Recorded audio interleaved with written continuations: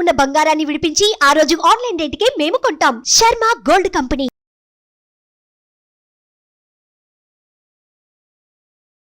నమస్కారం, welcome to Suman TV. నేను గీతాంజలి. ప్రస్తుతం మనతో పాటు ప్రముఖ ఆధ్యాత్మికవేత్త డాక్టర్ రాజన్ వై నంబూద్రి గురుగారు ఉన్నారు. వారితో మాట్లాడదాం. గురుగారు నమస్కారం అండి. నమస్కారం. జూలై 21 ఆదివారం గురు పౌర్ణిమ, అవునండి. వ్యాస పౌర్ణిమ అంటారు.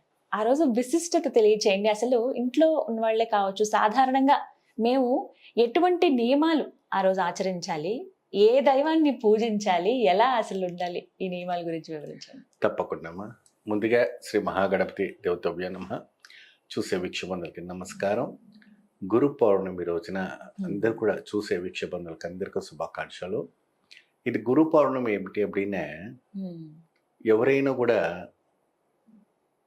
ఉపన్యాసం తీసుకుని ఉంటారు, మంత్రము ఆ గురువు దగ్గర తీసుకొని ఉంటారు కదా. ఆ గురు పరంపర వచ్చే వాళ్ళకి గురు పౌర్ణమి రోజున ఒక వాళ్ళకి మనం పూజ చేయటం, పాద పూజ చేయటం, వాళ్ళకి పుష్పాంజలి చేయటం, ఇంకా తర్వాత బిల్వపత్రితో పూజించటం, ఇవన్నీ కూడా ఒక ఆచార ప్రకారంగా వచ్చేది. ఈ గురు పౌర్ణమి అనేది వ్యాస పూర్ణిమ అంటారు.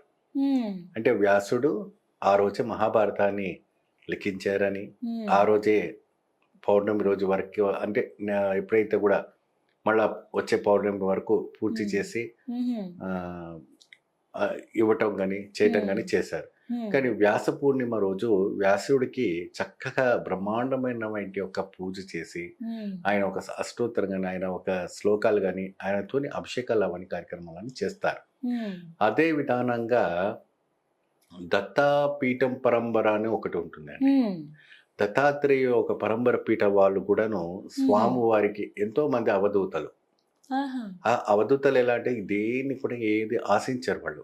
నాకు ధనము కావాలి, ఐశ్వర్యం కావాలి, అది కావాలి, ఇది కావాలి, ఈ దేనిపైన కూడా వాళ్ళకు వ్యాహం అన్నది ఉండదు. అంటే ఒక ధ్యానం, శివధ్యానం, లేదంటే దత్తాత్రేయ ఒక దిగంబర మంత్ర ధ్యానంతో ఉండేవాడు. దత్త పరంపరలో కూడా ఈ యొక్క గురు పౌర్ణమి రోజున అక్కడ ఉన్నటువంటి సాధువులు కావచ్చు, అక్కడ ఉన్నటువంటి మఠాధిపతికలు కావచ్చు, గాణగాపూర్లో, తర్వాత మీరు కొల్హాపూర్లో ఉన్నవంటి దత్తాపీఠాలు కానీ, ఇప్పుడు ఎన్నో ఉన్న క్షేత్రాల్లో విశేషమైనటువంటి ఒక కైంకర్యం ఆ రోజున చేస్తారు స్వామివారికి అండి. సో ఇది పరంపర ఆచారం. ఈ రకంగా చేసి అద్భుతమైనటువంటి ఫలితం లభిస్తుంది. అంటే కొద్దిగా చర్చనీయంగా వారికి చేయకూడదు, వీరికి చేయకూడదు, వీరికి వారికి అన్నట్టుగా చెప్పడం జరుగుతుంది. కానీ ఏది ఏమైనప్పటికీ కూడా ఇక్కడ మనకు వ్యాస పూర్ణిమ అనేది పరిపూర్ణం అనేది జరగబడుతుంది. సో ఇప్పుడు ఏంటంటే మనం ఇంట్లో ఆ చిత్రపటం ఏమైనా వ్యాస పూర్ణిమ పటం ఉందనుకోండి, ఇంట్లో చక్కగా పెట్టి ఆ ఒక గురు బ్రహ్మ, గురు విష్ణు, గురు దేవో మహేశ్వర, గురు సాక్షా పరబ్రహ్మ తస్మై శ్రీ గురువే నమః అని చెప్పేసి స్వామివారి చెప్పిన తర్వాత ఏదైనా ఆ వ్యాసుని ఒక గురు చరిత్ర పారాయణం ఉంటుంది. అది చక్కగా చదివినా, లేకపోతే యూట్యూబ్లో వాళ్ళు రాకపోయినా కూడా యూట్యూబ్లో పెట్టినా కూడా మనకు చేసుకోవచ్చు. ఎప్పుడైతే కూడాను వ్యాసాయ విష్ణు రూపాయ వ్యాసాయ అంటారు. అంటే విష్ణువే స్వయంగా వ్యాస రూపంగా వచ్చాడు కాబట్టి మనకి ఇతిహాస పురాణాలు జరుగుతుంది. మీరు ఎప్పుడైనా కూడా బద్రీనాథ్లో వెళ్ళిన తర్వాత ఫస్ట్ విలేజ్ మానగావ్ అని వస్తుంది. ఆ మానగావ్లో ఏంటంటే చుట్టూ మీకు అన్ని యాపిల్స్ చెట్లు కనపడతాయి. ఏమండి, ఎక్కడ చూసినా అదే కానీ చిన్న చిన్న ఇళ్ళు, అక్కడ మనుషులు తెల్లగా ముద్దగా, ఆ ప్రాంతం ఆ వాతావరణం అంతా కూడా కల్ముషం లేనిది. అక్కడ మనుషులు కూడా కల్ముషం లేనివంటి మనుషులు. మేము లాస్ట్ 2 years బ్యాక్ వెళ్ళాము మానగావ్లో. అక్కడికి వెళ్ళిన తర్వాత అంతర్జానిలో వెళ్తున్నటువంటి సరస్వతి దేవి ఒక నది అక్కడ కనబడుతూ ఉంటుంది. భీమ్శీల అని ఉంటుంది. అక్కడ వ్యాసుని యొక్క మహర్షిది గుఫ, మరి ఇటు కొద్దిగా ముందు భాగంలో వినాయకుని యొక్క గుఫ. ఎప్పుడైతే కూడాను వ్యాసుడు చెప్పేవంటి మహాభారతం లిఖించి సహాయపడ్డ ఒక గుఫ కూడాను, వినాయకుడి గుఫ మనకు మానగావంలో ఇప్పటికి కూడా ఉంది. ఇప్పటికి కూడా ఉంది. మీరు ఎప్పుడైనా కూడా మీరు బద్రీధామ్కి వెళ్ళినప్పుడు వ్యాసుడు గుఫకి అని వినాయక గుహానికి వెళ్ళి చూడండి, చాలా చక్కగా ఉంటుంది. అద్భుతమైన వైబ్రేషన్స్తో మనకి కనపడుతుంది. వేలాది మన హిందూ సనాతన ధర్మ భక్తులందరూ కూడా చార్ధామ్ యాత్ర చేసుకొని చక్కగా అక్కడికి వెళ్ళి దర్శనం చేసుకుంటారు. అద్భుతమైన ఫలితాల్లో చేరుకుంటారు. ఎందుకు అప్పుడే మన ఇతిహాసాలు పురాణాలు తొలగిపోకూడదు, తర్వాత తరాల వాళ్ళకి కూడా తెలియాలి. కాబట్టి అక్కడ ఇంకోటి ఏంటంటే అమ్మా, ఎక్కడైతే కూడా అక్కడ వ్యాస గుహ దగ్గర ఉన్నవంటి ఆ సరస్వతి మాత నది కింద మీకు బద్రిధాంలో పడుతుందో, ప్రయాగరాజ్ అని మీకు తెలుసు కదా, కాశీలో ఆ ప్రయాగరాజ్ త్రివేణి సంఘంలో కనపడుతుంది. ఆ సొరంగ రహస్యంలో వెళ్తూ ఉంటుంది.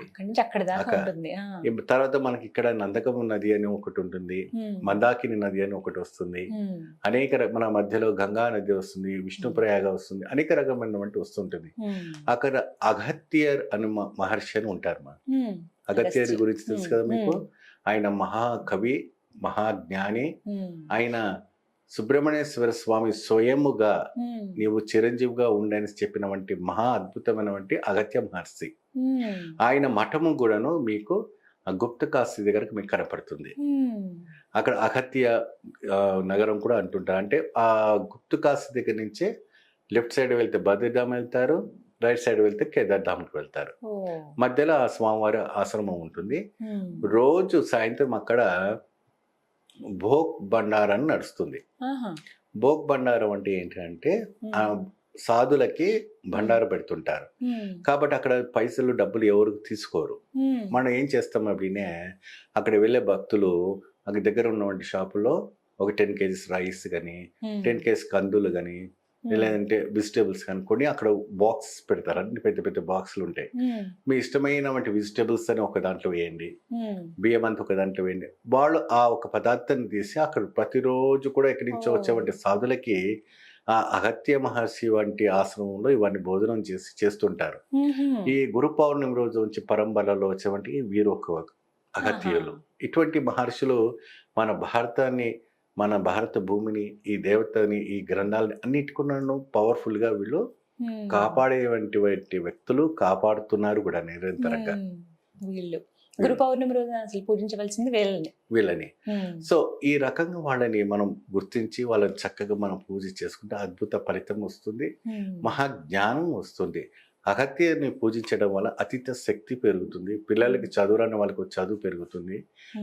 వ్యాస భగవంతుని మహర్షికి పూజించడం వల్ల కూడా పిల్లలకి అనే జ్ఞానం అనేది బాగా పెరుగుతుంది. సో సాధారణంగా మనం ఆ రోజు పెట్టేవంటి పౌర్ణమి రోజున ప్రసాదం అది తేనె కన్ని లేదంటే ఇంకేదైనా పదార్థం పెడుతూ ఉంటాం మనం స్వామివారికి. గురువుకి ఏం పెడతామో అది పెట్టినప్పుడు స్వామివారికి ఆ పిల్లలకి తినిపిస్తే అద్భుతమైన ఫలితం లభిస్తుంది. తర్వాత ఏం చేస్తారంటే టీచర్స్కి, పిల్లలు చదివే టీచర్స్ ఉంటారు కదమ్మా, వాళ్ళకు కూడా ఆ రోజు గురు పౌర్ణమి కాబట్టి వారు కూడా గురుతో సమానం కాబట్టి వాళ్ళకు సమీభావనతోని వాళ్ళకి వీరు చేయవలసినటువంటి ఏదైనా కైంగర్యం ఉంటే కాలేజీలో కానీ స్కూల్స్లో కానీ వాళ్ళకు కూడా సన్మానం చేస్తే చాలా అద్భుతమైనటువంటి ఫలితం లభిస్తుంది. ఈ విధంగా గురు పౌర్ణమి రోజున ఆచరించాలి. చక్కగా వివరించారు గురుగారు. నమస్కారం అండి. నమస్కారం. సుమన్ టీవీలో మీ పర్సనల్ అండ్ బిజినెస్ ప్రమోషన్స్ కోసం కింది నెంబర్కి కాంటాక్ట్ చేయండి.